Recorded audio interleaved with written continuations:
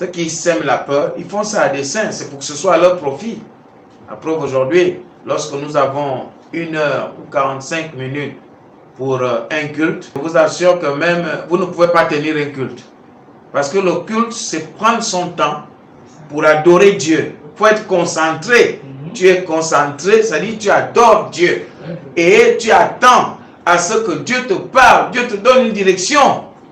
C'est ça, le culte rendu à Dieu. Or, quand on vient vous imposer 45 minutes, ce n'est plus le culte. En principe, si c'est un culte rendu à Dieu, je ne pense pas que Dieu peut être là. Quand tu fais un culte expéditif, tu as quelle concentration? À partir du moment où nous sommes dans un pays où Dieu est banalisé, où la chose de Dieu est banalisée, que pouvez-vous attendre de ce pays-là? Le nom de Dieu est bafoué, le nom de Dieu est banalisé, au point où on entre maintenant dans une autre phase, où maintenant il faut faire semblant. On ne peut pas vous l'imposer, mais les méthodes qu'on met en place amènent les chrétiens maintenant à adorer un faux Dieu, le Dieu expéditif.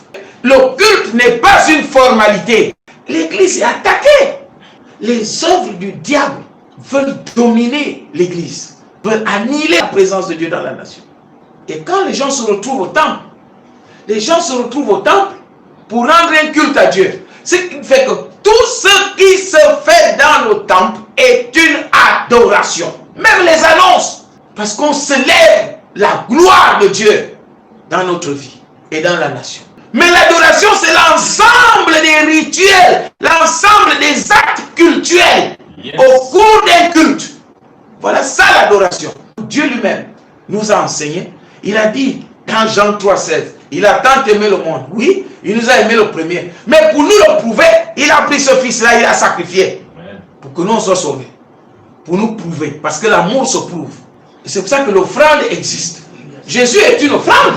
Et c'est cette offrande-là qui parle pour nous jusqu'à aujourd'hui. Parce qu'on prie au nom de Jésus. C'est la même manière. L'offrande que tu donnes sur l'autel de l'Éternel, cette offrande parlera pour toi. La Bible nous l'enseigne. Parce que le culte est un temps d'intimité avec Dieu.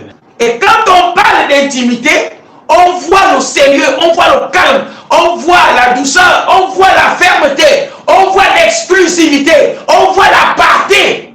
C'est ça le culte. Je vais attirer l'attention des chrétiens que ne suivons pas ce soi-disant allègement là. Il y a un piège.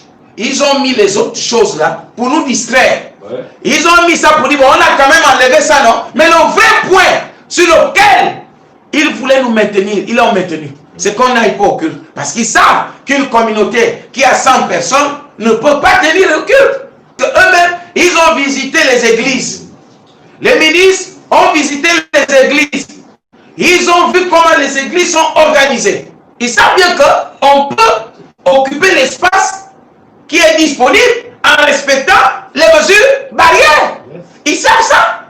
Mais ils ont dit, ah, la meilleure façon pour faire semblant qu'on laisse, pour qu'on ne dise pas qu'on mettait les églises fermées, on ouvre et puis on fait semblant d'alléger pour dire, bon, on a enlevé un tel monnaie sur les offrandes, on enlève aussi le test pour aller à l'église. Mais c'était prévu qu'ils vont faire ça.